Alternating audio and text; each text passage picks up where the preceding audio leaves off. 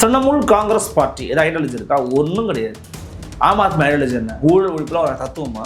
அது எல்லா கட்சியும் சொல்கிறேன். இதெல்லாம் என்ன உதாரணம்னா, அதிமுக என்ன ஆகிட்டு இருக்கு, தாவேக்கால போய் கறந்து கொண்டு இருக்கிறது. என்ன காரணம்? ஐடியாலஜி. இப்போ நாளைக்கு தாவேக்கா ஒரு நாள் கரையும். எப்போ குறையும் சொல்ல முடியாது. எவ்வளோ ஒரு லைஃப் டைம் சொல்ல முடியாது. மேபி நாளைக்கு ஏதாவது தத்துவத்தை தூக்கி நிறுத்தலாம், ட்ரை பண்ணலாம். நான் அதை இப்படி ஃபாலோ பண்ணுறேன்னு தத்துவங்களாம் காலியாக இருந்துச்சு. தாவேக்காக எச்சரிக்கையை சொல்கிறேன். அப்போது நாம் தமிழர் வச்சு அப்படியே நிற்கிது. விழுந்தாலும் போனாலும் வந்தாலும் 4% 5% நிற்கிறாங்க. அதுக்கு ஒரு ஐடியாலஜி இருக்குது.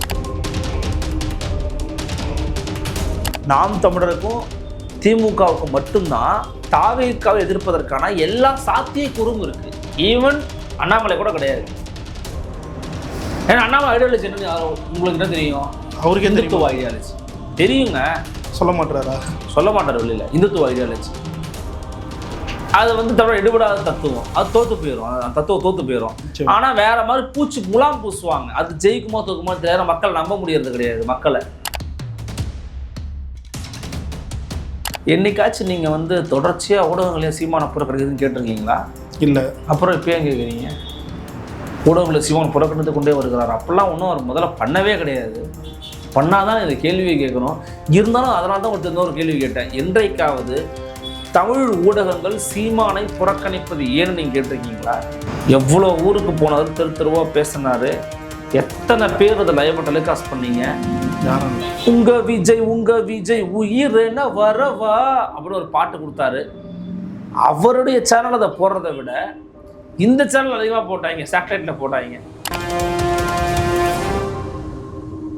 தாவேக்காவோட ஆட்சியை அவர் கவிழ்க்கணும்னு நினைக்கவே இல்லை. நடக்கணும்னு விரும்புறாரு. எல்லாருமே அதான் எதிர்பார்க்குறாங்க. நடக்கணும், அந்த ஆட்சி நடக்கட்டும், என்ன பண்ணுன்னு பார்ப்போம். அப்போதான் நீங்கள் எதிர்க்கட்சி அரசியல் பண்ண முடியும் சார். இந்த ஆட்சியை கவிழ்க்க நினைப்பது முட்டாள்தனமான செயல். முட்டாள்தனமான செயல். நம்முடைய முதலமைச்சர் ஓட்டு போட்டாலும் போராட்டியும் ஐயா விஜய் தான். அவர் ஆள விடுங்கன்ற. சரியோ தப்போ ஆளட்டும். தப்பா இருந்தா தூக்கி போட்டு, சரியா இருந்தா வச்சுக்க, அவ்வளவுதானே, முடிஞ்சு போச்சு. அதை பண்ணுவார். திருச்சிமா கண்டிப்பாக பண்ணுவார். ஆனால் இப்படி ஒரு விஷயம் போகும்போது சமீபத்தில் அரசியல் நேயர்களுக்கு வணக்கம். இன்று நம்மோது நேம் சிறப்பு 4th எஸ்டேட் தமிழில் இருந்து திரு அருள்மொழிவர்மன் அவர்கள். வணக்கம் சார். வணக்கம் சார். சார், திமுகவை தனிமைப்படுத்தி உள்ளது தாவேக்கா அப்படின்னக்கூடிய ஒரு விஷயங்களை பல பேர் இப்போ பேச தொடங்கியிருக்காங்க. எதை மீன் பண்ணுறாங்கன்னு நினைக்கிறேன்? கூட்டணிகளையா? எப்படி? கூட்டணிகள் தான் மெயினாக மீன் பண்ணுறாங்க. ஏன்னா இன்றைக்கி இதற்கு முன்பாக இருந்த தேர்தல்களில் ஸ்டாலின் சாதனை அப்படிங்கிறது 19 ஒரே கூட்டணி, 21 ஒரே கூட்டணி, 24 ஒரே கூட்டணி. கண்ணு பட்டுச்சுன்னு சொல்லுவாங்க எல்லாம் ஊரில். அந்த மாதிரி கண்ணு பட்ட மாதிரி எல்லாம் சுக்கலாக செங்கலாக உருவிட்டா அப்படி நம்ம விஜய். அதனால் இன்றைக்கி தனிமைப்படுத்தப்பட்டு தான் இருக்கிறாங்க திமுக. ஒன்றும் மாற்று கருத்துலாம் ஒன்றும் இல்லை. கூட்டணி ரீதியாக தனிமைப்பட்டு போயிருக்கிறாங்க. அதை விட முக்கியமாக தேசிய அரசியலில் திமுகவுக்கான முக்கியத்துவம் சரிய தொடங்கியிருக்குது. என்னதான் 32 MP வச்சுருக்கிறாங்க அவங்க. இருந்தாலும் மக்கள் மத்தியிலேயோ தேசிய அரசியல்லையோ தமிழ்நாட்டில் தான் ஆட்சி ஆழ்ந்துட்டாங்க, இதுக்கப்புறம் என்ன வேண்டி கிடக்குது அப்படிங்கிற மாதிரி திமுகவை சைலண்ட் பண்ண ஆரம்பிச்சிட்டாங்க. இந்தியா பிளாக்லாம் அவங்க இல்லை. தேர்ட் ஃப்ரண்ட்டில் அமைக்க வாய்ப்பே கிடையாது. வாய்ப்பு இல்லை ராஜா சொல்ல பார்த்தீங்களா? ஏன் சார்? ஏன்னா இப்போது ஆம் ஆத்மி காங்கிரஸுக்கு எதிரான நிலைப்பாட்டில் இருக்காங்கன்னு தெரியுது. மம்தா பானர்ஜி ஆல்ரெடி ராகுல் காந்தி அவர்கள் தலைமையை விரும்பலை அப்படின்னு கூடியது தான் வெளிப்படையான செய்தி. ஸோ ஒரு தேர்ட் பிளாக் அமைய வாய்ப்பு இருக்குல்ல? மம்தா பானர்ஜியோட ஸ்ட்ரென்த் என்ன? இப்போ எதுவுமே இல்லை, 0 ஆயிடுச்சு. இப்போ ஆமாம், கட்சியை பிரிச்சுட்டான். பாஜக பிரித்து அங்கங்கே மாட்டி விட்டா மாதிரி முடிஞ்சு போச்சு. ஆம் ஆத்மி இந்தியாவில் என்ன பேர் இருக்குது, புகழ் இருக்குது? ஒன்றும் கிடையாது. இந்த கட்சியெல்லாம் ஏன் அழிஞ்சு போச்சு தெரியுமா? ஏன் சொல்லுங்கள்? அதுக்கெல்லாம் தத்துவமே கிடையாது. டிஎம்சி ஐடியாலஜி என்ன தெரியாது. திரிணாமுல் காங்கிரஸ் பார்ட்டி ஏதாவது ஐடியாலஜி இருக்கா? ஒன்றும் கிடையாது. ஆம் ஆத்மி ஐடியாலஜி என்ன? ஊழல் ஒழிப்புல ஒரு தத்துவமா? அது எல்லா கட்சியும் சொல்கிறேன். இதெல்லாம் என்ன உதாரணம்னா, அதிமுக என்ன ஆகிட்டு இருக்கு, தாவேக்கால போய் கறந்து கொண்டு இருக்கிறது. அதுக்கு என்ன காரணம்? ஐடியாலஜி. இப்போ நாளைக்கு தாவேக்கா ஒரு நாள் கரையும். எப்போ குறையும்னு சொல்ல முடியாது. எவ்வளோ ஒரு லைஃப் டைம் சொல்ல முடியாது. மேபி நாளைக்கு ஏதாவது தத்துவத்தை தூக்கி நிறுத்தலாம், ட்ரை பண்ணலாம். நான் அதை இப்படி ஃபாலோ பண்ணுறேன்னு தத்துவங்களாம் காலியாக இருந்துச்சு. தாவேக்காக எச்சரிக்கையை சொல்கிறேன். அப்போது நாம் தமிழர் வச்சு அப்படியே நிற்கிது. விழுந்தாலும் போனாலும் வந்தாலும் 4% 5% நிற்கிறாங்க. அதுக்கு ஒரு ஐடியாலஜி இருக்குது. இப்போ எதுக்காக சொல்ல வரேன்னா, திமுகவும் நிற்கும். ஆனால் கூட யாரும் இல்லாமல் திமுக நின்னதே கிடையாது. தனியாக நிற்கிறாங்க. அதனால் நமக்கு தெரியுது ஐயோ தனியாக நிற்கிறாங்களே அப்படின்னு. என்ன பண்ண போகிறாங்கன்னு பொறுத்தது தான் பார்க்கணும். குறிப்பாக சார் இப்போது டெல்லியில் வந்து ஆம் ஆத்மியும் காங்கிரஸும் தனித்தனியாக நின்னாங்க. அது வந்து பாஜகவுக்கு சாதகமாக அமைஞ்சுது. இப்போ இங்கே வந்து இப்போது திமுக கூட்டணியில் காங்கிரஸ் இருக்கும்போது இப்போ காங்கிரஸ் பிரிஞ்சுட்டாங்க. தாவேக்காவோட சேர்ந்து தான் 2029 சந்திப்போம் அந்த 3 வருஷம் அக்ரிமெண்ட் அப்படின்னு ஒரு விஷயத்தை வந்து சொல்கிறாங்க. ஸோ அங்கே ஆம் ஆத்மிக்கு என்ன நிலை ஏற்படுதோ அதே நிலைமை இங்கே திமுகவுக்கு ஏற்படும்னு நினைக்கிறீங்களா? எப்படி சொல்லுவீங்க? எதிர்கட்சிகள் வந்து பிளவு போகிறது இல்லை, அது வந்து ஆளுங்கட்சிக்கு லாபமாக அமையும். அதே மாதிரி இப்போ காங்கிரஸ் வந்து இங்கே தாவேக்காவுக்கு தங்களோட சப்போர்ட் தராங்க. ஸோ திமுக வந்து பேக் ஃபயர் ஆகும் அந்த விஷயம். அப்படித்தானே ஆயிருக்கு தம்பி. இப்போ திமுக இல்லை, இப்போ எலெக்ஷனை ஒன்றா சந்திச்சாங்க. நான் சொல்கிறது தனியாக சந்திக்கும் போது சொல்கிறேன். சந்திக்கும் போது ரொம்ப ஒரு செட்பேக் வந்து திமுக தான் ஏற்படும். அதை கேட்குறேன். ஒரு வேளை இந்த அலைன்ஸ் கண்ணு ஆகுதுன்னு வச்சுக்கோங்களேன், இந்த எலெக்ஷனில் ஆல்சோ எப்படி யார் யார் விஜய், தாவேகா, Visika, Congress, communist, CBI, CPM, IML, அதாவது திமுகவை தவிர எல்லாரும் சேர்ந்து அது தாவை எடுத்துக்கிட்டாங்கன்னா அதுக்கு வெற்றி வாய்ப்பு நிறைய இருக்கு. திமுக வாய்ப்பே நிறைய இருக்கு. திமுக மாதிரி 40 ஸ்வைப் பண்ணுவாங்க, வாய்ப்பு இருக்கு. எல்லாருமே அந்த பக்கம் இருக்கிறாங்களே உங்களை தவிர. இது வரைக்கும் திமுக தனித்தின்ற வரலாறு இருக்குதா? இல்லை. அப்புறம் அவங்க தனித்தின்ற வரலாறு உருவாக்கி விட்டாங்கல்ல. இருந்தாலும் சார் அந்த இப்போ விஜயோட அந்த அட்ராக்ஷனை தாண்டி இந்த பாஜக எதிர்ப்புனக்கூடிய ஒரு விஷயங்கள் வந்து தமிழ்நாட்டில் ஊறி இனிமேலாம் அது ஒழிக்காது அப்படின்னு. இனிமேலாம் பாஜக எதிர்ப்பு தமிழ்நாட்டில் 21 வேலை பார்த்துருக்கு, 26 வேலை பார்த்துச்சா? இல்லை, வேலை பார்க்கலையே. மக்கள் போட அப்படின்ட்டான். பாஜக எதிர்ப்பு பூச்சாண்டி நடக்காது. அதுக்கப்புறம் பாஜகவே இங்கே நடக்குமான்னு தெரியாது. ஏன் நம்ம மலைடா அண்ணாமலை தனியாக கட்சி ஆரம்பிச்சிட்டா அப்படி. அவர் கட்சி ஆரம்பித்து ஒரு பக்கம் கொண்டு போவா அப்படி. அவர் பிஜேபி ப்ராக்சி தான் எனக்கு கேட்டிங்கன்னா. ஆனால் பிஜேபி இல்லாத மாதிரி ஒரு சாயலில் வருவா அப்படி. தமிழ் பிஜேபின்ற மாதிரி வருவார்னு வச்சுக்கோங்க. தமிழ் மாநில காங்கிரஸ் ஐயா மூப்பனாக இருக்கார்ல, அவரோட கட்சி அவரால் அடிச்சுக்க முடியாது எனக்கு கேட்டிங்கன்னா. அந்த கட்சியோட என்ன சிரிக்கிறீங்க? இல்லை, அண்ணாமலையை கம்பேர் பண்ணுறீங்களே? ஆமாம், அப்படிதான் பண்ணுவேன். இல்லை சார், அவரு கூட அண்ணாமலையை கம்பேர் பண்ணி. ஆமாங்க, தமிழ் மாநில காங்கிரஸில் சும்மா நடிச்சிட்டு இருக்கீங்களா? ஒரு காலத்தில் எவ்வளோ எதிர்வச்சு தெரியுமா? சிரிக்கிறீங்க நீங்கள். எங்கள் ஐயா வாசன் ஐயாவை பற்றி யாருக்கும் தெரியல. டிடிஎஃப் வாசன் தான் உங்களுக்கு தெரிஞ்சிருக்கும். ஜிகே வாசன் அந்த பையனுக்கு தெரியாது யாருன்னு. பார்க்குறான் யாரா ஜிகே வாசன்னு பார்த்துக்கிட்டு இருக்கான். பிரச்சனை என்னென்னா, அண்ணாமலை போன்ற ஆட்களும் உள்ள பிளேயராக வந்துருவாங்கன்னும் போது பிஜேபி எதிர்ப்புக்கெல்லாம் இங்கே வேலை கிடையாது. ஏன்னா பிஜேபி இங்கே கிடையாது. இங்கே எதுக்கு பிஜேபி எதிர்க்கணும்? ஏதாவது வாயில் வந்துடும்னு கேட்பான் முதலமைச்சர் மாதிரியே. மக்கள்லாம் கேட்பான் ஏதாவது வாயில் வந்துடும்னு கேட்பான் முதலமைச்சர் மாதிரியே. புரியுது? ஏன்னா இங்கே திமுக போயிட்டு ஃபாசிச பாஜகவே வீழ்த்தோம். யாரா ஏய் எங்கடா இருக்குது பிஜேபின்னு கேட்பான். ஏன்னா ஒரே எம்எல்ஏ தான் நின்று போச்சு. அப்படி என்ன பண்ணணும்? தாவைக்கு தான் போட்டு பொழந்து எடுக்கணும், துவம்சம் பண்ணணும். அந்த வேலையை பார்க்குற கட்சி தான் 29 வாய்ப்பு, 31 வாய்ப்பு. ஆனால் சார் இப்போ இந்த விஷயத்தில் தான் சார் எனக்கு ஒரு கேள்வி. இப்போது தாவேக்காவை அரசியல் ரீதியாக நாம் தமிழர் போன்ற கட்சிகள் ஈஸியாக எதிர்க்கலாம். அவங்க கையில் ஒரு ஐடியாலஜி இருக்குது, எதிர் சித்தாந்தம் வச்சுருக்காங்க, ஈஸியாக எதிர்க்க முடியுது. திமுக என்ன விமர்சனம் பண்ணுவாங்க? ஏன்னா ஆல்ரெடி அவங்க பண்ணாததையா தாவேக்கா பண்ண போகிறாங்க. தாவேக்காத்து நாம் தமிழர்கிட்ட ஐடியாலஜி இருக்குது, திமுக இல்லையா? திமுக இருக்குது. பட் அரசியல் ரீதியாக என்ன விமர்சிப்பாங்க? திமுக இருக்குல்ல, ஐடியாலஜி தான் விமர்சனம் பண்ணி ஆகணும். நாம் தமிழர் ஐடியாலஜி எடுப்பதும் நினைக்கிறீங்களா? நான் போராட்டி கூட உங்கள்கிட்ட சொன்னேன். நாம் தமிழருக்கும் திமுகவுக்கும் மட்டும்தான் தாவேக்காவை எதிர்ப்பதற்கான எல்லா சாத்தியக்கூறும் இருக்குது. ஈவன் அண்ணாமலை கூட கிடையாது. ஏன்னா அண்ணாமலை ஐடியாலஜி என்ன உங்களுக்கு என்ன தெரியும்? அவருக்கு இந்துத்துவ ஐடியாலஜி தெரியுங்க. சொல்ல மாட்டாரா வெளியில்? இந்துத்துவ ஐடியாலஜி அது வந்து தமிழ் எடுபடாத தத்துவம். அது தோற்று போயிடும். அந்த தத்துவம் தோற்று போயிடும். ஆனால் வேற மாதிரி முலாம் பூசுவாங்க. அது ஜெயிக்குமோ தோக்குமோ தெரியாத. மக்கள் நம்ப முடியறது கிடையாது. மக்களை நம்ப முடியறதில்லை. என்ன நடக்கணும் தெரியல. மக்களுக்கு பேசுறா அருள பேச முதுகுலே குத்துறாரு அப்படின்னு சொல்லி முதுகுல குத்திட்டு போயிடுறாங்க. புரியுது? அதனால் என்னை கேட்டிங்கன்னா பாஜக எதிர்ப்பு இனிமேல் தமிழ்நாடு எடுபடாது.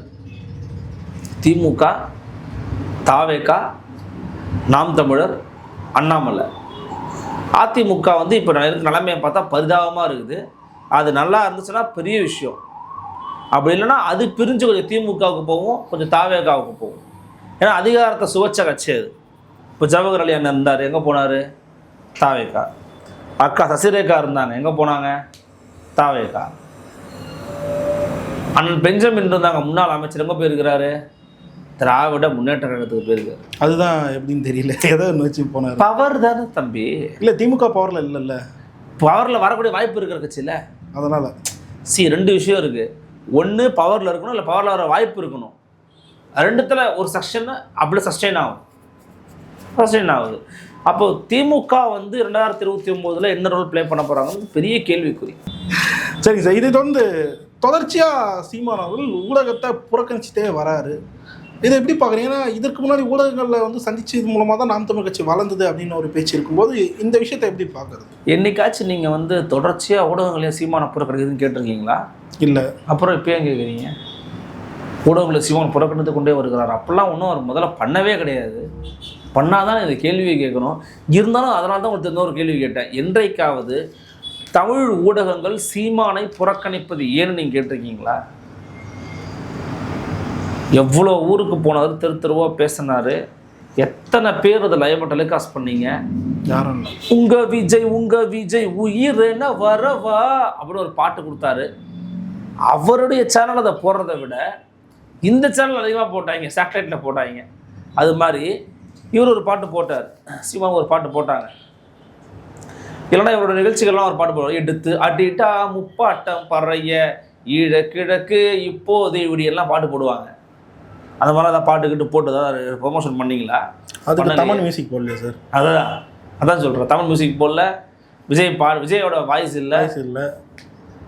சீமான் தான் நான் காட்டா மாதிரி கத்திக்கிட்டு போட்டோம், நம்ம கண்டுக்க தேவையில்ல கடந்து போனீங்க. அப்போ இன்றைக்கி என்ன அவர் பண்ணுறாருன்னா, ஊடகங்களை சந்திப்பதற்கு தேவை எழலை. என்ன தேவை இருக்குது? இப்போ சந்திக்கணும்னு என்ன தேவை இருக்குது? ஆட்சியை விமர்சிப்பாரோன்னு சொல்லிட்டு எதிர்பார்க்குறேன். அதான் மேடையில் பேசுகிறாரு 4 வார்த்தை, அதுவே வச்சு ஓட்டிக்கிட்டு இருக்கீங்க. அதை வச்சு ஓட்டிக்கிட்டு இருக்கீங்க. அவர் கொஞ்சம் அமைதியாக இருக்கணும்னு நினைக்கிறாரு, கொஞ்சம் ஃப்ரீயாக விடுவோம்னு நினைக்கிறாரு. தாவேக்காவோட ஆட்சியை அவர் கவிழ்க்கணும்னு நினைக்கவே இல்லை, நடக்கணும்னு விரும்புகிறாரு. எல்லாருமே அதான் எதிர்பார்க்குறாங்க, நடக்கணும், அந்த ஆட்சி நடக்கட்டும், என்ன பண்ணுன்னு பார்ப்போம். அப்போ தான் நீங்கள் எதிர்க்கட்சி அரசியல் பண்ண முடியும் சார். இந்த ஆட்சியை கவிழ்க்க நினைப்பது முட்டாள்தனமான செயல். நம்முடைய முதலமைச்சர் ஓட்டு போட்டாலும் போராட்டியும் ஐயா விஜய் தான். அவர் ஆள விடுங்கன்றேன். சரியோ தப்போ ஆளட்டும். தப்பாக இருந்தால் தூக்கி போட்டு, சரியாக இருந்தால் வச்சுக்க, அவ்வளோதானே, முடிஞ்சு போச்சு. அதை பண்ணுவார், திருச்சிமா கண்டிப்பாக பண்ணுவார். ஆனால் இப்படி ஒரு விஷயம் போகும்போது சமீபத்தில் 3 சேட்டலைட் சேனல் வந்து முடக்கப்பட்டிருக்கு, அரசு கேபிள்லேருந்து அவங்கள நீக்கப்பட்டிருக்கு. அப்படிலாம் பண்ணப்படலை சொல்கிறேன். அப்புறம் எது அந்த செய்தி சொல்கிறேன். 2 விஷயம் நான் கேள்விப்படுறேன். அந்த ஊடகங்கள் பின்னுக்கு தள்ளப்பட்டது அப்படின்னு சொல்கிறாங்க. அதனால தான் வந்து அமைச்சர் ராஜமோகன்கிட்ட போய் கேள்வி கேட்டிருக்காங்க. அவர் எங்கள் சேம்பர் வாங்க நான் சொல்கிறேன் அப்படின்ட்டு இருக்காரு. அண்ணன் பதில் சொல்ல எதுக்குன்னா நான் சேம்பர் வரணும் அப்படின்னு கேட்டிருக்காங்க. பதில் வரல. 2 விஷயம் நடந்துருக்கலாம். ஒன்று, அவங்க கடுமையாக அவங்க ஒன்று எங்க தமிழ் சேனல் உங்களுக்கு தெரியுமா? உங்களுக்கு யூடியூப்பில் தெரியும், அது சேட்டலைட்டாக இருக்குன்னு இப்போ தான் தெரியும். ஆனால் இன்னொரு உண்மையை சொல்லுவா, நான் அந்த ஊடகத்துக்கு பேட்டிக்கெலாம் போயிருக்கேன். சரணு நீ இப்படி பேசிவிட்டேன். அந்த ஊடகத்துக்கு நான் வந்து எனக்கு தெரியும், அவங்க வலதுசாரி சதத்தில் தான் இருக்கிறாங்கலாம் தெரியும். அவங்க சில தலைப்புகளை, சில நல்லவர்கள் அங்கே வேலை பார்க்குறாங்க. இப்போ மகேஷ்னு ஒரு அண்ணன் இருக்கார், அவர்லாம் நல்ல மக்கள் சார்ந்து இயங்கக்கூடிய ஒரு அண்ணன். அவரை பேச தம்பி வாடா தம்பின்னு கூப்பிட்டு போயிட்டு வருவேன்னு வச்சுங்களேன். அந்த ஊடகத்தை என்னைக்காச்சும் மக்கள் பார்த்து தமிழ் ஜனத்தில் சொல்லிட்டாங்கல்ல, இருங்க விஜய் ஒரு வழி பண்ணுறேன், மக்கள் யோசிப்பாங்க கரெக்டாக தான் இருக்கும் அப்படின்ற மாதிரி யோசிச்சிருக்காங்களா மக்கள்? இல்லை. பாலிமர் சேனல் என்ன, நடுராத்திரியில் திடீரென்று கீழே வந்து கடுத்து வைத்த சிறுத்தை, இந்த மாதிரி ஏதாவது கண்ணீர் குரலில் போடுற கண்டென்ட்டுக்காக பார்ப்பாங்க. அதனால தாவேக்காவோட இமேஜோ கவர்மெண்ட் இமேஜெல்லாம் ஒன்றும் பாதிக்கப்படலை என்னை கேட்டிங்கன்னா. வேற என்ன சேனல் சொல்லிருக்காங்க? அதனால் இந்த ஊடகங்கள் வந்து என்ன காரணத்தினால பின்னுக்கு தள்ளப்பட்டுச்சு அப்படிங்கிற அந்த விளக்கத்தை அமைச்சர் அவர்கள் நேரடியாக கொடுக்கணும். கொடுத்தாருன்னா இன்னொரு விஷயத்தையும் சொல்கிறாரு, நாங்கள் அப்படி பண்ணுறதா இருந்தால் சன் நியூஸை தான் முதல்ல பண்ணணும் அப்படின்னு ஒரு விஷயத்தையும் சொல்கிறாரு. அது வேணா உண்மைதான், வாஸ்தவமான பேச்சுங்க. அது சன் நியூஸ் தான் போட்டு பொழக்கிறான் தாவேக்காவை. எங்கே பார்த்தாலும் காடு சன் நியூஸ். அதுவும் சன் நியூஸில் இந்த காடு போடுறவரை நான் உண்மையிலேயே வந்து நான் வந்து ஒரு சல்யூட் பண்ணுறேன். மீம் கிரியேட்டரோட மீம் கிரியேட்டர்லாம் தூக்கி சாப்பிட்டா அப்படி அவர். அதாவது அதுவும் சீமானும் அண்ணாமலையும் எடப்பாடியும் விஜயும் கிடச்சாங்கன்னா செஞ்சுருவாங்க. இன்றைக்கெல்லாம் செய்ய மாட்டாங்க. இன்றைக்கி சீமான் வந்து அவங்களுக்கு ஒரு ஆபத் பாந்தவ மாதிரி. ஏன் தாவேக்காவை எதிர்க்கணும்? என்னைக்காச்சும் சன் நியூஸில் அண்ணன் சீமானோட ஸ்பீச்சை போட்டு பார்த்துட்டு கண்ட்ரோல் போட்டு பார்த்துருக்கீங்களா? இல்லை. இப்போ ரீசெண்டாக போட்டுக்கிட்டு இருக்காங்க. பிச்சை எடுத்த காங்கிரஸ் விமர்சித்த சீமான் ஏன் இப்போ போடுற? ஏன்னா உனக்கு தேவை போடுற.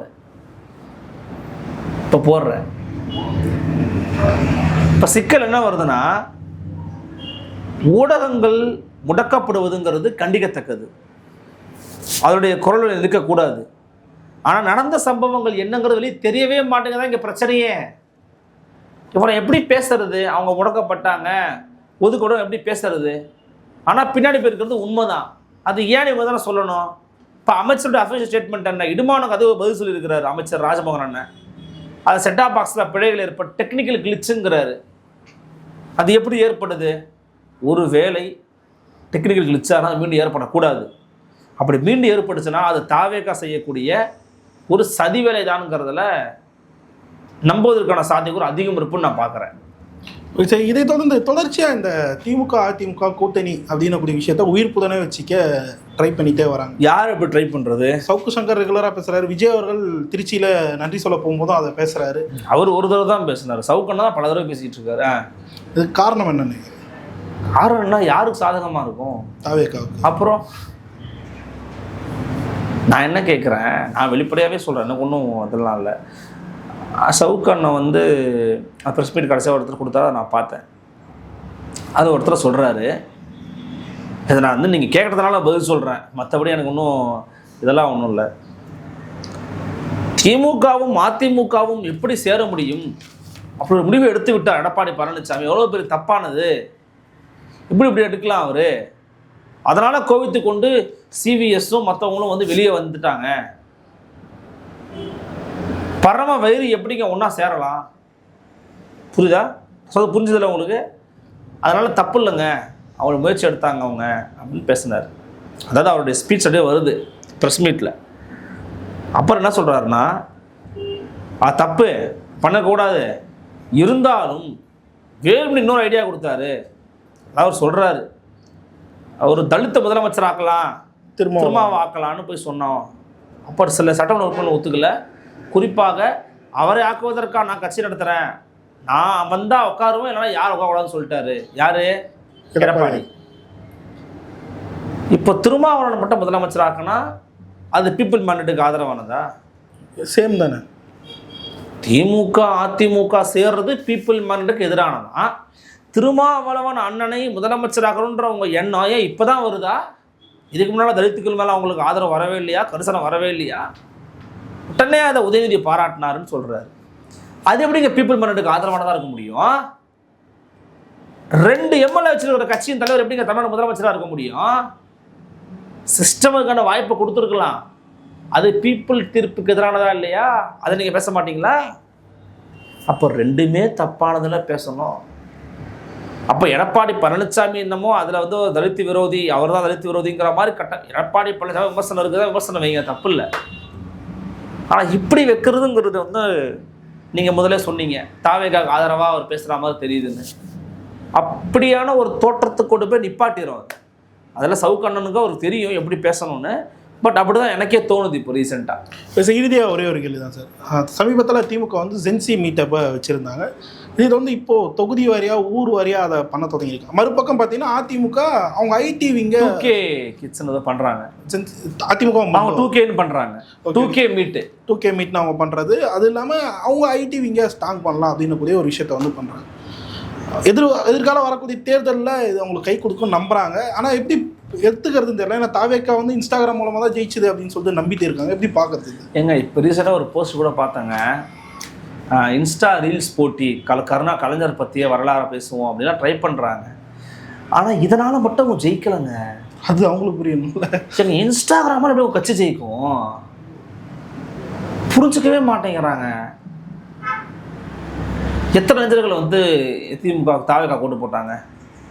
1.25 கோடியில் 1.25 கோடி போட்டிருப்பாங்களா? 70 லட்சம் போட்டிருப்பாங்களா? போட்டிருப்பாங்க. 1 கோடி பேர் யார்? பொதுவான மக்கள் தான், குடும்பத்தில் பெண்கள். அவங்க இன்ஸ்டாகிராம், எங்கள் அம்மா உங்கள் அம்மா இன்ஸ்டாகிராம் பார்த்துட்டு தான் விஜய் ஆதரிச்சிருப்பாங்க நினைக்கிறீங்களா? எங்கள் அம்மா ஆதரிக்கலை சொல்கிறேன். இல்லை, எங்கள் உறவுகளில் பெண்களை ஆதரிச்சாங்க, எங்கள் அத்தை ஆதரிச்சாங்க. அவங்களுக்கு இன்ஸ்டாகிராம் என்ன தெரியாது, ஏன் ஆதரிச்சாங்க? உங்கள் மேலே இருக்கிற வெறுப்பு சார். திமுக அதிமுக பண்ண ஊழல் சார்.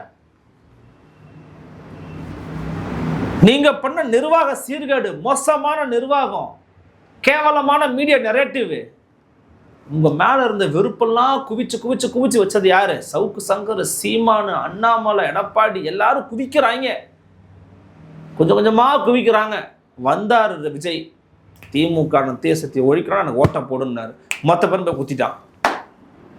இவங்க பண்ண வேலையெல்லாம் அறுவடை பண்ணது யாரு? விஜய். அப்போ விஜய் அவர்கள் முதலமைச்சரானதுக்கு மிக முகாமையான காரணங்கள் திமுக அதிமுக இருவேறு கட்சிகளுடைய நிர்வாக கோளாறும் ஊழல் மலிந்த ஆட்சி முறையும் தான்.